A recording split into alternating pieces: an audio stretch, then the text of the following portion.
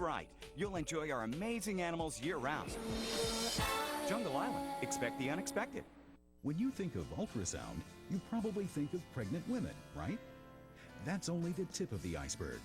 Diagnostic ultrasound technicians also check patients for problems of the heart, abdomen, and more. And the career field is growing as more doctors use ultrasound instead of x-rays. So if you want a career where you can help people and be in demand, call ATI for career training. The number is on your screen.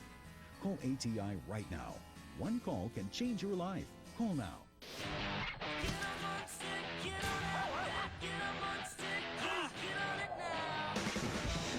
Anyone have any answers? On it. Get him. Got him. It's good.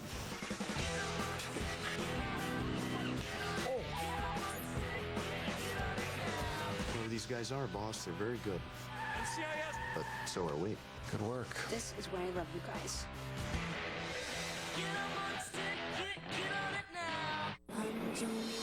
Announcing Jungle Island's Buy One, Get 365. During the month of January, purchase one admission and receive a free annual pass. That's right. You'll enjoy our amazing animals year-round. Jungle Island. Expect the unexpected.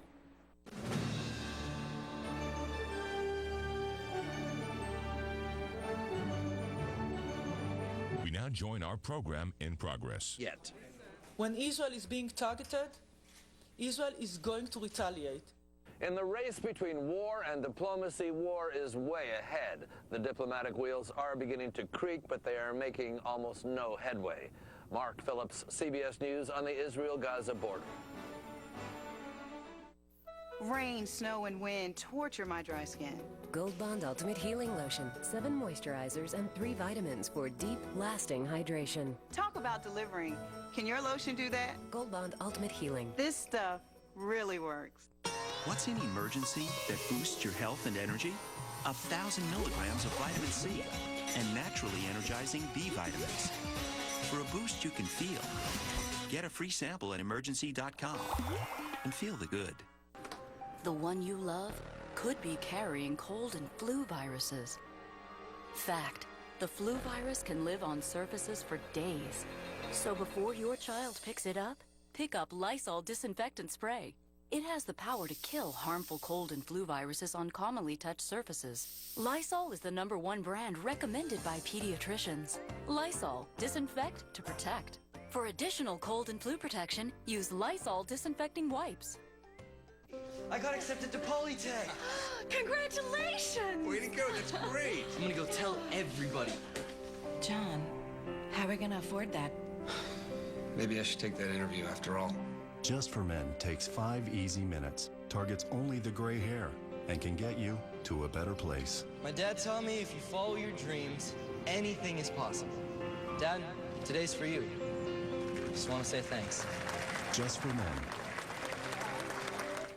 The perfect Hotwire getaway. Shop till you drop. Relax by the pool. At a 4-star hotel for a 2-star price from Hotwire.com. When hotels have unsold rooms, they use Hotwire to fill them, so you get them at prices lower than any other travel site. Guaranteed. Like 4 stars in Chicago. Travelocity price $179. Hotwire hot rate just $95. Hotwire.com. 4-star hotels, 2-star prices. HOTWIRE, Hotwire.com. Save big on car rentals, too, from $13.95 a day.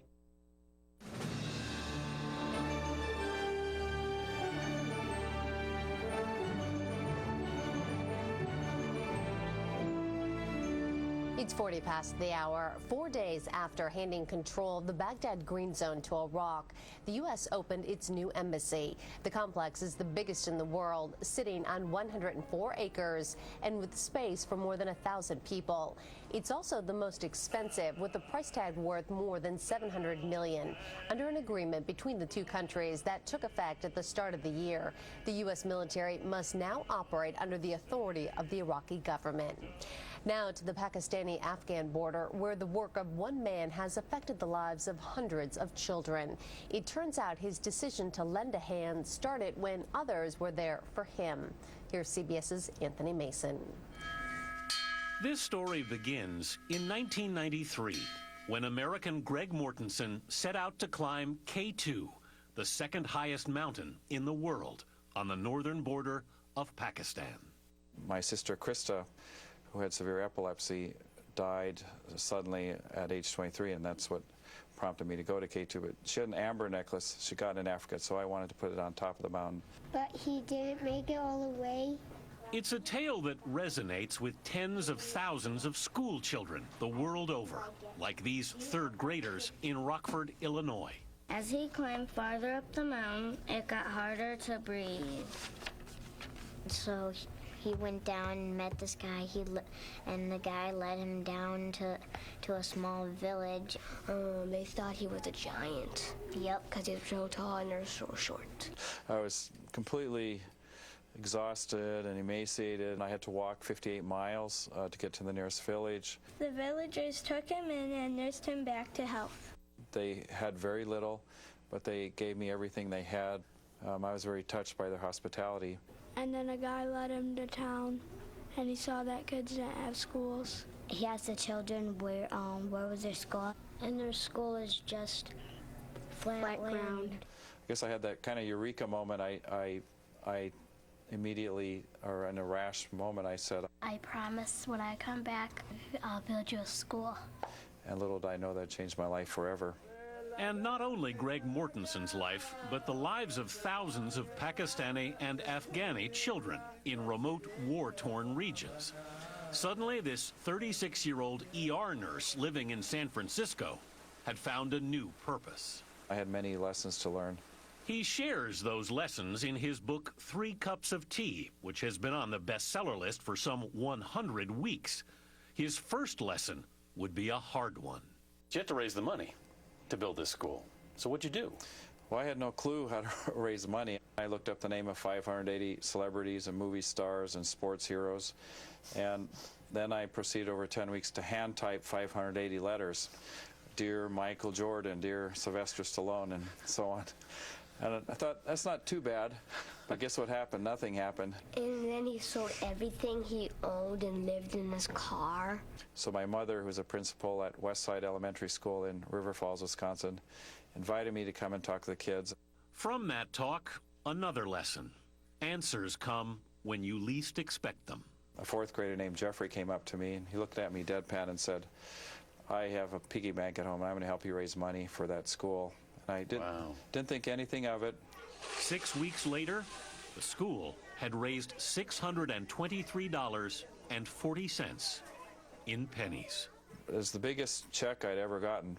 When Greg Mortenson spread the word of what the children had done, checks from adults started pouring in. He raised the $12,000 he thought he'd need, and a year after his first visit, he returned to Pakistan to meet with the village leader, Haji Ali. And he said, if you want to build a school first, we're going to have to build a bridge. So you hadn't counted on that. Counted on that. Come back to America, raise $10,000 more. It took another year, but in 1995, Mortenson returned again to the village. And in 10 weeks, they built a 284-foot span bridge over the Bralder River. And it was an amazing engineering feat. They carried 5 800-pound steel cables 18 miles. When they built the bridge in 10 weeks, I realized that they were very serious about a school. By now, Mortenson had co-founded his nonprofit Central Asia Institute and was beginning to gain support for what he was doing. But the key lesson he needed to learn was yet to come. I spent 6 months living in the village trying to get the school built, and we weren't doing very well. And one day, Haji Ali took me by the side, and he said, if you really want to build a school here, son, you need to sit down and be quiet and let us do the work. And in 6 weeks, the school got built. It was an important lesson. I had to let go and let the community be empowered. What is your name? Ah, Shabash. Greg is a national treasure, and the work that his organization does has a tremendous impact in every village it touches. Army Lieutenant Colonel Christopher Kolenda, now stationed at the Pentagon, saw Mortenson's work firsthand in Afghanistan. One of the key things that Greg and his organization do is they do a tremendous amount of coordination with the elders, make sure they're going to not only build a school, but they're going to make sure it's got an education program and that they're going to manage it after the fact. Soon, Mortenson began to realize his schools could become a building block for peace if he could bring girls into the classroom. Because when those educated girls grow up to become mothers, they are less likely to want their children to go to war. The Taliban were mainly targeting illiterate, impoverished society to get recruits because educated women were refusing to allow their sons to join the Taliban. Because of this, Mortensen says, the Taliban often attack schools that girls attend. But in 15 years, only one of his schools has been hit. Why aren't they bombing your schools? Well, our schools are very desired by the communities. And these other ones aren't? I mean, I'm just curious. Well, the missing link there is that there's no local community involvement. Outside contractors come in, plunk in a beautiful school. He's got exactly the right strategy. The villagers built it with their own hands. They don't want to see anybody mess with it. Lieutenant Colonel Kalenda, who led an army unit in Afghanistan in a region around one of Mortensen's schools, noticed something remarkable. The level of violence emanating from that area as a part of this entire effort dropped precipitously. And they don't want their sons to die. To the third graders of Rockford, Illinois, this is one lesson they are happy to explain.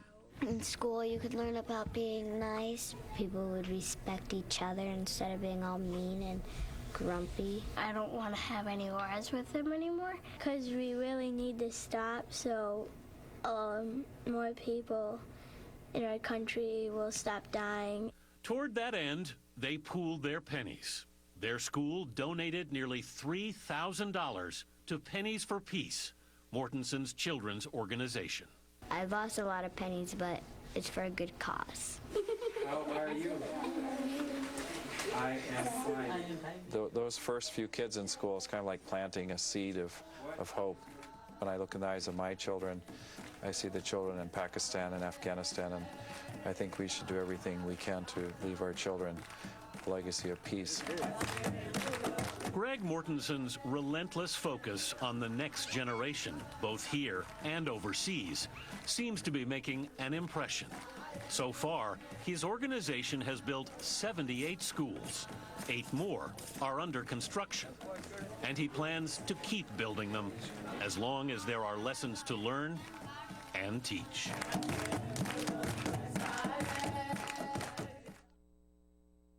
Attention, all Medicare beneficiaries who need assistance getting around their homes. There is a Medicare benefit that may qualify you for a new power chair or scooter at little to no cost to you. Imagine one scooter or power chair that could improve your mobility and your life. One Medicare benefit that, with private insurance, may entitle you to pay little to nothing to own it. One company that can make it all happen. Your power chair will be paid in full. The Scooter Store. Hi, I'm Dan Weston. We're experts at getting you the scooter or power chair you need. In fact, if we pre-qualify you for Medicare reimbursement and Medicare denies your claim, we'll give you your new power chair or scooter free. I didn't pay a penny out of pocket for my power chair. With help from the Scooter Store, Medicare and my insurance covered it all. Call the Scooter Store for free information today. Call 1-800-313-2141 for free information. That number again is 1-800-313-2141. It's the money you could be saving with Geico. He's peering deep into your soul, as if he knows you'd like to save money. Geico. 15 minutes could save you 15% or more on car insurance. It's the money you could be saving with Geico. Even after this commercial ends, he'll be here waiting. He just wants you to save money. Geico. 15 minutes could save you 15% or more on car insurance. How your home looks says a lot about you.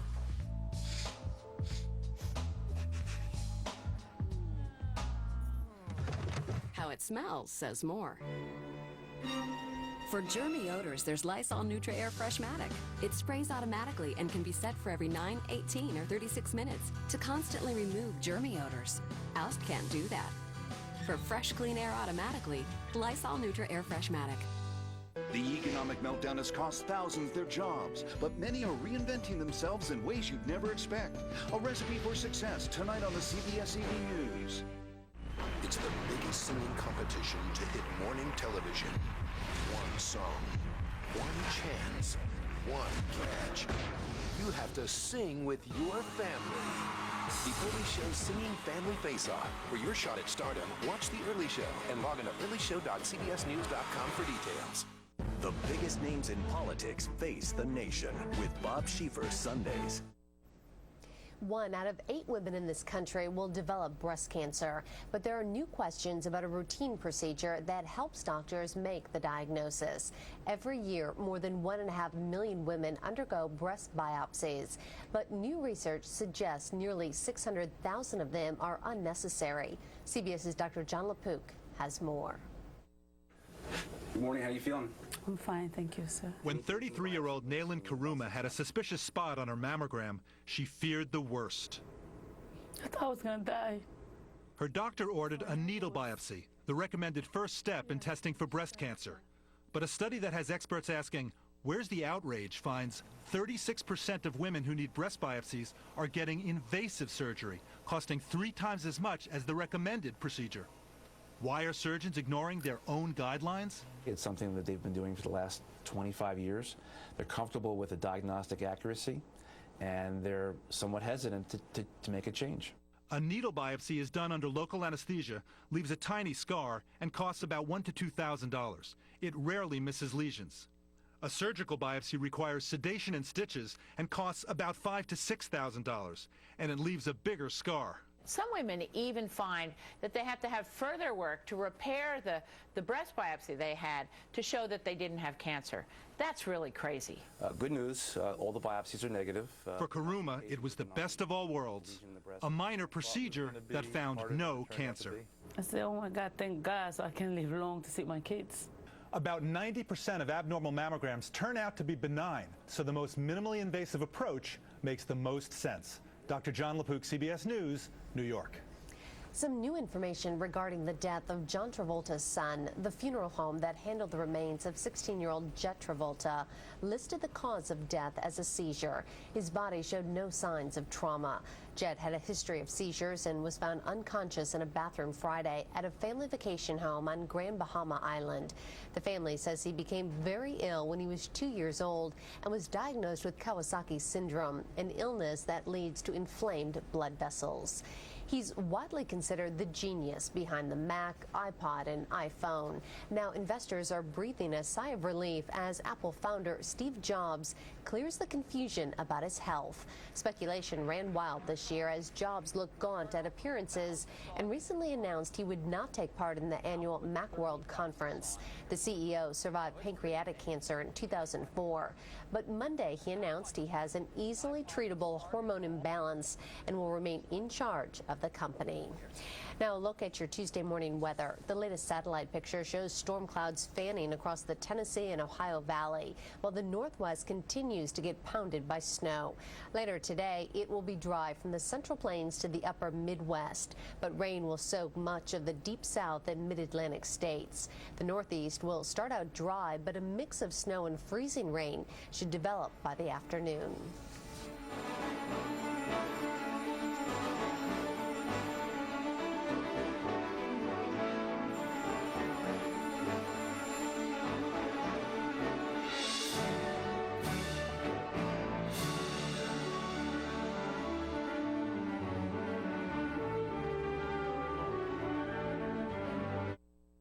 Buy half a mattress. 2 sides are always better than one. Celebrate with the American spirit from Englander. Made in America, exclusively at Bedding Barn. Take it home with you or same-day delivery available. Buy at a Bedding Barn near you. In Florida, Davie, Tamarack, Deerfield Beach, Boynton Beach, and West Palm Beach. When you think of ultrasound, you probably think of pregnant women, right? That's only the tip of the iceberg. Diagnostic ultrasound technicians also check patients for problems of the heart, abdomen, and more. And the career field is growing as more doctors use ultrasound instead of x-rays. So if you want a career where you can help people and be in demand, call ATI for career training. The number is on your screen. Call ATI right now. One call can change your life. Call now.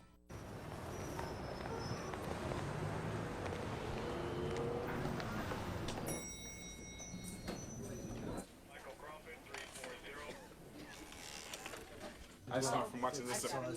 I got a meeting. Say goodbye to the stigma of smoking. Florida Quit Line, can I help you? Yes. Be free. Quit today at 877-YOU-CAN-NOW or floridaquitline.com. Ready for an exciting new career? Hey, get started today. You got to start training today. Come on. Get the hands-on training you need for a top-paying job, like this graduate. Before I went to Miami-Dade Technical Centers, I was feeling lost. But thanks to the training that I received, I now have an awesome career. Technical training from Dade County Schools has helped thousands of students prepare for the job of their dreams. Financial aid is available. Log on and call 305-558-8000.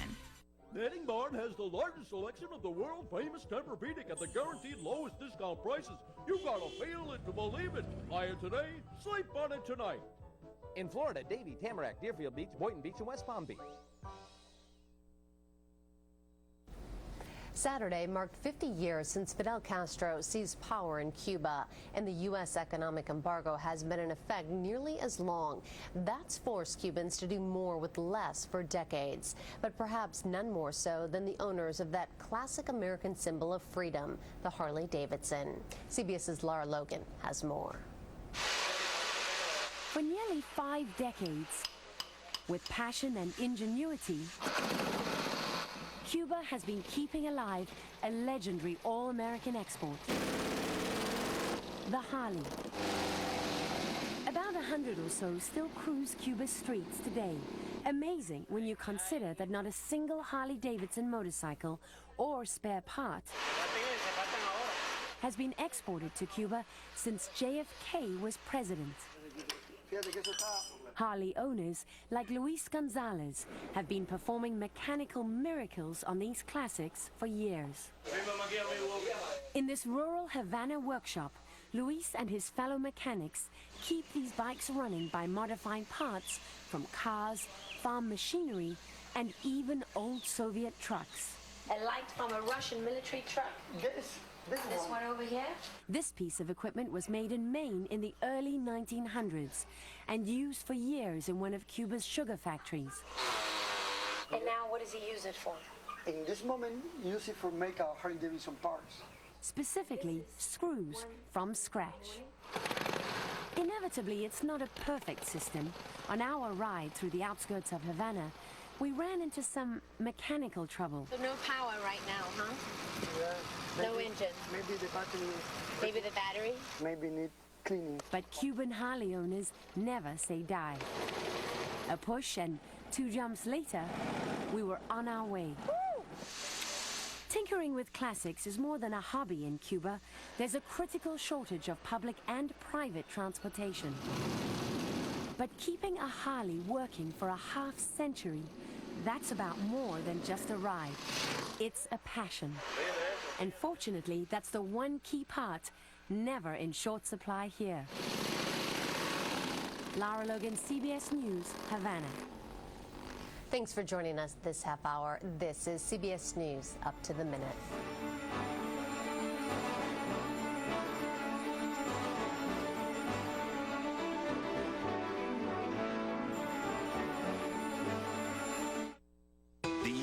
Meltdown has cost thousands their jobs, but many are reinventing themselves in ways you'd never expect. A recipe for success tonight on the CBS Evening News. CBS News. Experience you can trust. Now on CBS News Up to the Minute. I've got to put my arms around chaos, not only here, but throughout the world. President-elect Obama about to make a controversial choice for CIA director. I am the magic man. And fireworks expected on Capitol Hill, with Roland Burris insisting he'll take Barack Obama's Senate seat. Put his hands on the governor and said, this is the person that has to go to Washington and that appointment.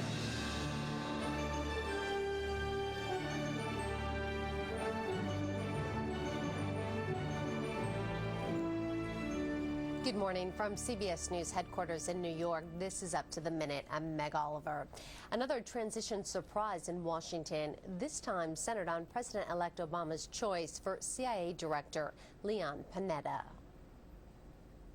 With regards to the possibility of any appointment, that decision has not been made formally, And if it is to be made, it'll come from the president-elect. The announcement could come as soon as today, but Panetta, who has no intelligence background, has sparked some protests on Capitol Hill and inside the U.S. spy agency. Panetta served 8 terms in the House, was a budget director and later chief of staff in the Clinton White House. He also served on the bipartisan Iraq Study Group. Panetta was not the first choice for the post. Many believe he was chosen because he has no connection to President Bush's controversial policies on torture, abduction, or warrantless wiretaps. Meanwhile, the pick for National Intelligence Director, essentially Panetta's boss, will be retired Admiral Dennis Blair. He once commanded U.S. forces in the Pacific, but the choice of Panetta to lead the CIA's war on terror has some high-ranking Democrats seeing red. Here's CBS's chief Washington correspondent, Bob Schieffer. The Obama transition team has been running very smoothly, but it hit a real bump in the road and has now gotten itself into a real mess, and also learned a lesson about how Washington worked. It leaked out that Obama was going to appoint Leon Panetta, the next chief of the Central Intelligence Agency. It got on the news wires and all the blogs. All this is sort of surprising because Panetta really has no background in intelligence matters. But what happened was no one bothered to tell California Senator Dianne Feinstein about any of this. And she happens to be the incoming chair of the Senate Intelligence Committee, which must confirm Panetta as CIA chief. Senator Feinstein told me she was blindsided by the announcement, had no hint it was coming, and that she thought the office deserved to be filled by an intelligence professional. She told me she wasn't saying she wouldn't vote for Panetta, but this means there's going to be an uphill battle now on getting Panetta confirmed. Here is the irony in all of this. Panetta did want a place in this administration, but he has been telling friends the job he really wanted was the one that Richardson withdrew from, that is, Secretary of Commerce. Well, the job's open again now, and in the mood that Senator Feinstein seems to be in, he might have a better chance at Commerce Secretary than heading up the CIA. Bob Schieffer, CBS News, Washington. High drama is expected on the Senate floor as the new Congress is sworn in today. Roland Burris indicted Illinois Governor Rod Blagojevich's choice to replace Obama may or may not be allowed in. CBS's Wyatt Andrews reports. In an act of defiance that's either principled or quite pointless, Roland Burris traveled to Washington. He's pressing the claim that he's already the new senator from Illinois. I am the magic man. And daring Senate Democrats not to seat him. This is all politics and theater, but I am the junior senator according to every law book in the nation. Maybe, but he won't be sworn in when the Senate takes office. Democrats plan to reject anyone appointed by Governor Blagojevich. I'm ready to go to Washington. In Minnesota, Democrat Al Franken was finally declared the winner over Republican Norm Coleman by 225 votes out of 3 million cast. But Franken also won't be seated on Tuesday. Coleman is appealing to the state Supreme Court, and Republicans don't want Franken sworn in with a lawsuit pending. Under Minnesota law, an election certificate does not issue until litigation has been concluded. Which means the new Senate for now will only have a 57-41 Democratic voting majority, not the 59 votes Democrats hope to have locked down. The Lord put his hands on the governor. Wyatt Andrews, CBS News, Capitol Hill. Mr. Obama got a warm reception on Capitol Hill from Republican leaders who are now supporting his idea of a $775 billion economic stimulus package. It's an area that brings excitement to Republicans because it does put money in the economy right away. About $300 billion of the stimulus would go to tax cuts, and half of that would be directed at businesses. We'll take a closer look at the latest events on Capitol Hill with Politico reporter Alex Burns at 10 past the hour. Despite mounting international pressure for a ceasefire, Israeli forces push their way deeper into the Gaza Strip.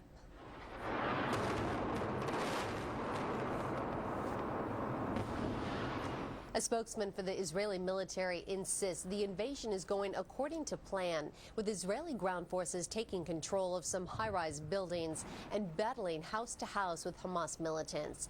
3 Israeli soldiers were killed and 24 wounded by one of their own tank shells. But it's the civilian population of Gaza that has been suffering the greatest casualties. CBS's Richard Roth reports.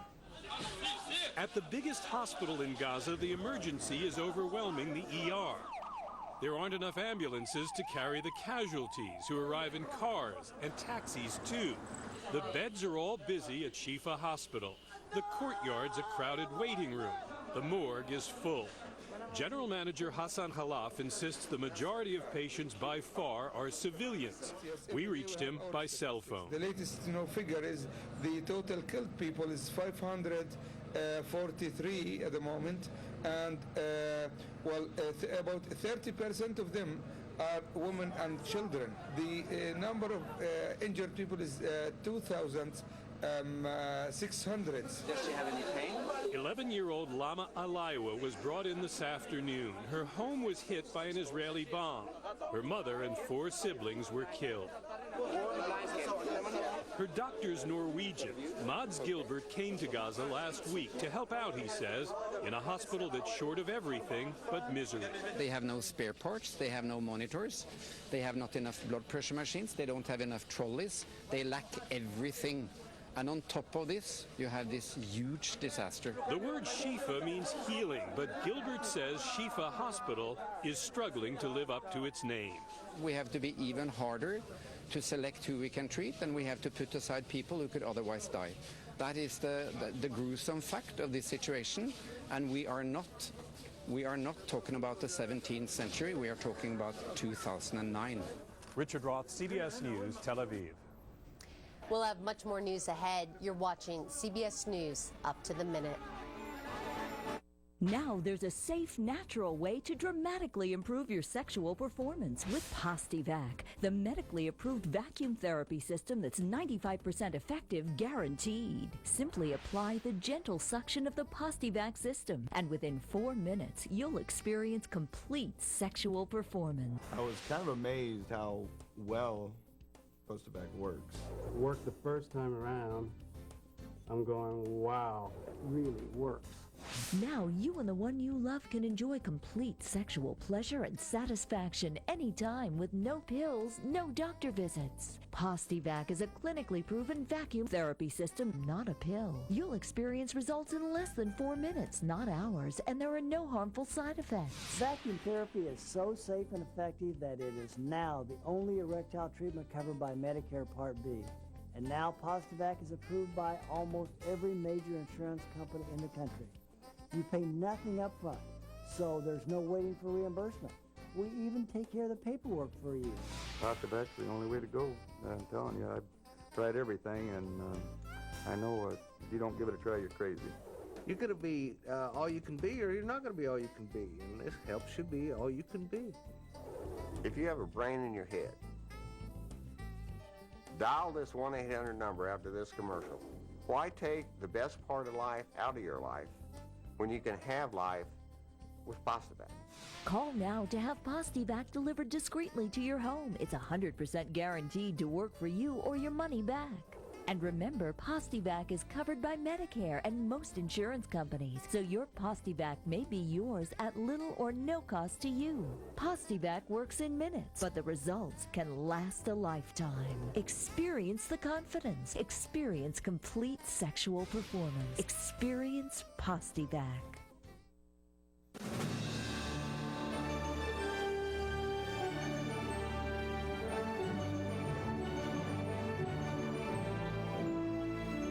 It's 10 past the hour. From investigations to recounts, the past 24 hours have seen some serious changes in U.S. politics. Politico reporter Alex Burns joins us from Washington this morning with some analysis. Hey, Alex, thanks for being here. Thanks for having me. We'll get to Governor Richardson in just a moment, but I wanted to start with the surprising news, I thought, on Monday, and that is that the president-elect is expected to tap Leon Panetta as CIA director. A lot of people are asking why, considering he doesn't have intelligence experience in his background. What's your take on it? Well, I think it certainly is one of the more puzzling picks that Barack Obama has made. Leon Panetta does not come out of the intelligence world. At the same time, the director of the CIA is a very important bureaucratic job. And Leon Panetta, as a former head of the Office of Management and Budget and then the White House Chief of Staff, certainly knows how to manage a bureaucracy.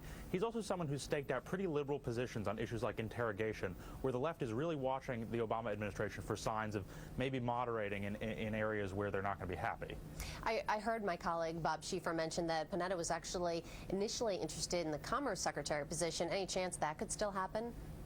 Well, it does seem that if the Obama transition team has decided to move Panetta in the direction of the CIA, it would seem unusual for them to backtrack at this point. Although, given the skepticism that particular nomination is being met with, it wouldn't necessarily be completely stunning if some people thought perhaps we should reconsider. Okay, let's talk about Governor Richardson withdrawing his nomination as Commerce Secretary.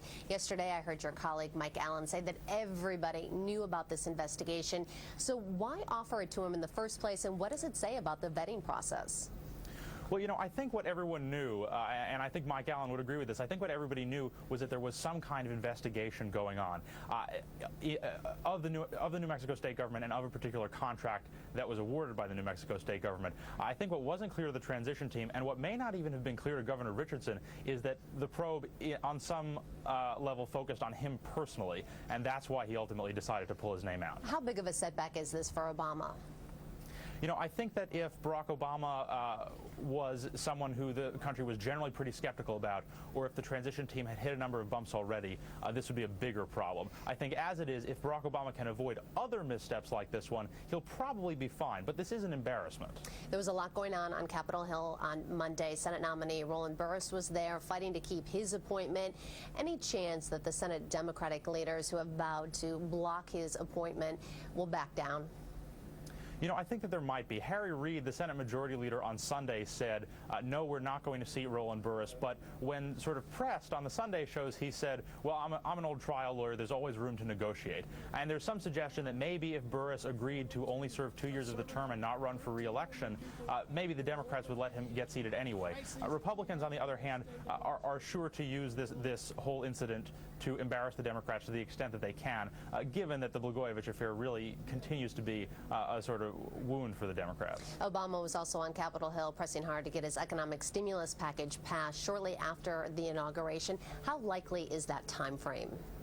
Well, Barack Obama today said, sort of interestingly, sort of fudging the time frame, he said that he would want to see significant progress by the last week in January, first week in February. Now, what significant progress means, that's kind of anyone's guess. Initially, Democrats had said we want to have a bill on the president's desk by January 20th. It seems like that won't happen. But early to mid-February does seem like the timetable they're trying to operate with now. All right. It looks like Al Franken got the last laugh in the Senate recount in Minnesota, but now there's word that Norm Coleman might appeal. Do you think this is going to drag on even more? Well, the state of Minnesota has sort of a quirky bit of election law saying that a senator cannot be finally certified as having been elected until all election challenges have been completed. So Norm Coleman has indicated that he intends to bring a challenge. Whether or not that challenge is going to be successful, that's kind of anyone's guess. It seems more likely that it won't be, but Coleman, if he does persist in this challenge, could tie up that seat for weeks and months to come. Another big open Senate seat that a lot of people have been focusing on is here in New York. And do you have any update on who Governor David Paterson might be leaning towards? There's been a lot of attention placed on Caroline Kennedy. Is she the front runner? Well, over the weekend, there were a number of reports suggesting that indeed she is, but a poll released Monday suggests that New Yorkers have begun to sort of shift their preference in the direction of Attorney General Andrew Cuomo. Whether that'll weigh on Governor Paterson is, again, kind of anyone's guess. He's a famously unpredictable man. All right, Politico reporter Alex Burns, thanks for being here with us this morning, and happy 2009. Thank you. Still ahead, low gas prices may be the one bright spot in the economy, but that could change soon. Find out why there may be more pain ahead at the pump. It's the money you could be saving with Geico. He's not much for conversation, but if he was, it would be a conversation about saving you money. Geico. 15 minutes could save you 15% or more on car insurance. It's the money you could be saving with Geico. He's peering deep into your soul, as if he knows you'd like to save money. Geico. 15 minutes could save you 15% or more on car insurance.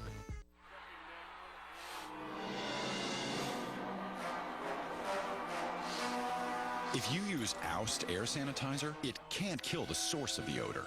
That's why there's Lysol Neutra Air. It eliminates odors in the air and kills 99.9% of bacteria at the source, so odors won't creep back. Oust air sanitizer can't do that. Enjoy nothing but freshness. Lysol Neutra Air, the ultimate odor eliminator. When America coughs, America has Delsum, the only cough liquid that controls a cough for 12 full hours. So have a good day, America. Thank you, Delsum. Or have a good night, America. With Delsum, the only 12-hour cough reliever. Yeah, thank you, Delsum. Delsum, America's only 12-hour cough liquid. What's an emergency that boosts your health and energy? 1,000 milligrams of immune-strengthening vitamin C, plus naturally energizing B vitamins. Get a free sample at emergency.com and feel the good. Sensitive skin runs in the family. Oh, yeah. New fragrance-free Gold Bond Ultimate Soothing Lotion. Moisturizers, vitamins, and chamomile soothe and calm irritation. Irritated skin? History. Can your lotion do that? New Gold Bond Ultimate Soothing. This stuff really works. This week, tired of the same old you? Let the early show shake things up. Get fit, get a new job, get ready. New year, new you. This week on the early show. When the questions are just as important as the answers. Aren't you going to have to tell them that they just can't do that? There's one place where the biggest names in politics face the facts, face the truth. How bad is this situation right now? Face the Nation with Bob Schieffer, Sundays on CBS. A recipe for success. Hello, Cupcake Kids. Tonight on the CBS Evening News.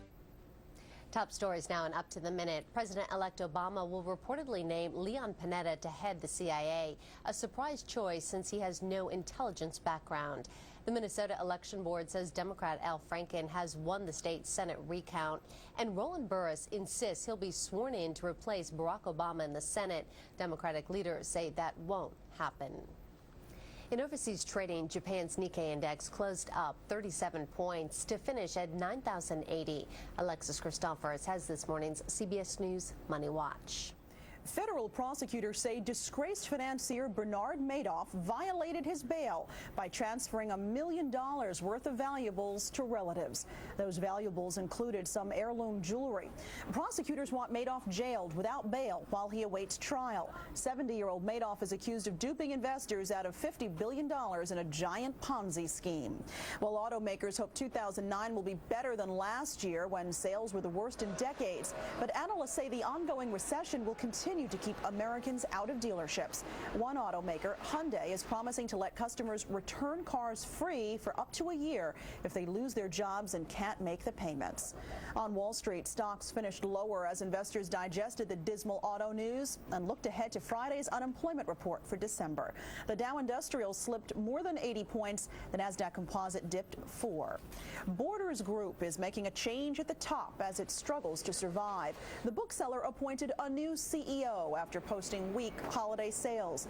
Borders also warned its stock is in danger of being delisted from the New York Stock Exchange because it's lost nearly all of its value in recent months. That's your Money Watch. Log on to CBSNews.com for the latest business headlines. In New York, I'm Alexis Christophers. The 5-month slide in gas prices is over, rising by several cents in the past couple days. But compared to the summer, it's still a bargain. From a record high of more than $4 a gallon, the average price is now just $1.67. That's like giving the average household an extra $200 a month. But consumers may not be smiling for long. Many states and even the federal government are eyeing gas taxes as a way to fill holes in their budgets. Here's CBS's Priya David. Pull into any gas station and you'll see what seems to be the only bright spot in the economy these days. You save a lot of money with the economy, you save a lot of money. Analysts say the drop in gas prices from $4 summer highs to now less than $2 is like a $230 billion tax cut for American consumers. Now you can use your vehicle as opposed to mass transit. But just as those savings appear to be stimulating the struggling economy, states from California to New York are talking about slapping a new tax on gasoline. Illinois is considering an 8-cent per gallon increase, which could raise $7 billion for the state. One proposal in California calls for a 13-cent increase, which would help raise almost $9.5 billion. Nebraska's gas tax went up yesterday by less than a penny and is expected to gross $2 million. Many states are billions of dollars in debt and say a gas tax would pay for much-needed infrastructure and road maintenance. Every additional dollar that we can invest in the infrastructure system is going to benefit users of airports, users of rail, users of transit, and commuters like you and I. On top of state taxes, 2 congressional panels recommend raising the 18.5-cent federal tax on gasoline to as much as 40 cents over the next 5 years. That 18.4 cents today is worth only about 11 cents. It has not been adjusted since 1993. If you or I hadn't had a pay raise since 1993, we'd be pretty upset about it too. It's not fair to all of us. It's not fair to the economy. But with the economy in the worst shape since the Great Depression, some question whether eliminating the one tangible saving consumers are seeing is good policy. I'd rather consumers get to keep more of their money. We should be cutting taxes, not raising taxes. CBS's Priya David reporting. This month marks a milestone for the planet Mars. 2 little NASA spacecrafts have now been roaming the red planet longer than scientists ever thought possible. Here's CBS's Manuel Gallegos. They keep going, and going. Spirit and Opportunity, NASA's robot geologists, have been digging, scraping, and sending back data from the Martian surface far longer than scientists could have hoped for. The twin rovers were only expected to roam the Martian surface for about 90 days. 5 years later, they're still going strong. The extra time has allowed scientists to take calculated risks with the rovers. They've gone from being on plains to climbing mountains into deep craters, so they've seen very, very different terrain. Between the 2 of them, they've roamed more than 12 miles across the rusty-looking surface, discovering meteorites and more evidence of water along the way. Scientifically, what the rovers have told us is that Mars, at one time in the ancient past, like 3.5 to 4 billion years ago, Mars was more like the Earth. It had liquid water on its surface. It had more of an atmosphere and warmer temperatures. So what happened to Mars, and could it happen to Earth? And are we alone? The big question scientists hope one day to answer. Meantime, the solar-powered rovers wake up every Martian morning. Their cameras, transmitters, and microscopes still at work, although Spirit has a broken wheel. These rovers are examples of the finest that human beings can accomplish. That they went to Mars to explore for the benefit of all. And scientists plan to wear them out. Manuel Gallegos, CBS News, Pasadena.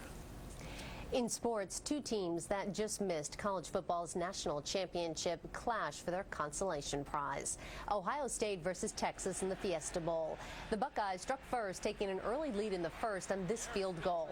For a while, it seemed like there would be very little scoring. Texas tied it moments later on a kick of their own. Then Ohio State had another to go into the half, 6-3. That's when both offenses stepped it up. The Longhorns began with this 14-yard rush from quarterback Colt McCoy. 7 minutes later, McCoy completed a TD pass to Quan Cosby. Texas up 17-6. Then it was the Buckeyes scoring 15 straight points to take a 21-17 lead with 2:20 to play. Texas, with a chance to win it, put together the winning drive, capped by a 26-yard TD pass to Cosby with 16 seconds left. Texas wins the Fiesta Bowl 24-21. In college hoops, number 13 Notre Dame taking on number 9 Georgetown. The Hoyas had a 5-game winning streak against the Irish, but Luke Herringody had 31 points and his team shot 45% from the field. Notre Dame wins 73-67. John Thompson's got to be careful.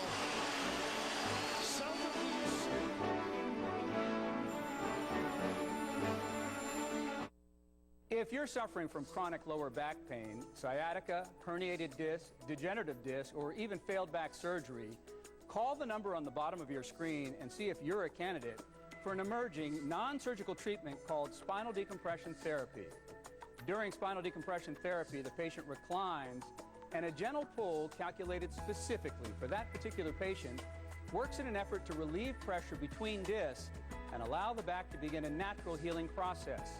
There are no drugs, no injections, and no surgery. And for thousands of chronic back pain sufferers, it is the one therapy that has provided true back pain relief. I was not able to work at all for 2 months. There was nothing I could do. I would go back to work on a light duty position, but even a light duty sitting in a chair doing menial work, after about 2 days, it would cripple me up again to where I couldn't even do that. It brought my life back to me. All the things I was doing before, playing with the grandchildren, playing with my children, is all back. I could do things with them, lifting them, rolling around with them, chasing them, playing with them. All those things came back without limitations. In my mind, spinal decompression is what you need to look at first. It's non-invasive. I've heard too many stories of surgeries that just didn't work, and the people wish they never had it done because in some cases they are worse off than what they were before. Your spinal decompression, it's got to be your first option. So if you're tired of living with back pain and don't want surgery, call today and see if spinal decompression therapy can help you. A dog may be a man's best friend, but as CBS's Steve Hartman shows us, when it comes to animals and best friends, they come in all shapes and sizes. Take a good look, world. If they can do it, what's our excuse? CBS's Steve Hartman reporting. Thanks for joining us this half hour. This is CBS News Up to the Minute.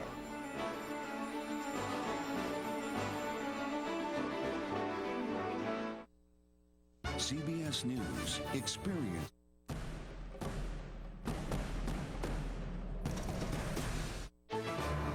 New Congress. The 111th Congress opens its new session facing the worst economic crisis in 70 years. Hard times. 2 weeks before his inauguration, Barack Obama makes it clear there's no time to waste. We've got to act quickly. We've got to act boldly. And Gaza crisis. Israel's push against Hamas reaches the outskirts of Gaza City as Palestinian deaths rise past 500. This is the CBS Morning News for Tuesday, January 6th, 2009. Good morning. Thanks for joining us. I'm Michelle Miller. The first day of a new congressional session is usually given over to ceremony, but the 111th Congress doesn't have that luxury. Joel Brown has more now from Washington. Good morning, Joel. Michelle, good morning to you. The convening of this brand new Congress has the potential to be more circus than ceremony.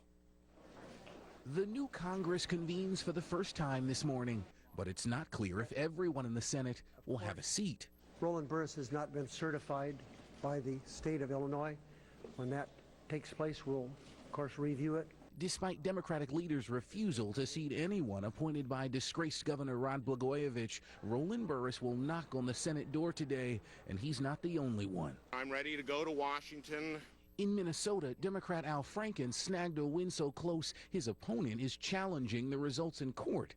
If Senate Republicans can help it, Franken won't be seated either. Under Minnesota law. And under Minnesota law, an election certificate does not issue until the litigation has been concluded. While Congress tries to get itself in order, the president-elect continues to line up his cabinet.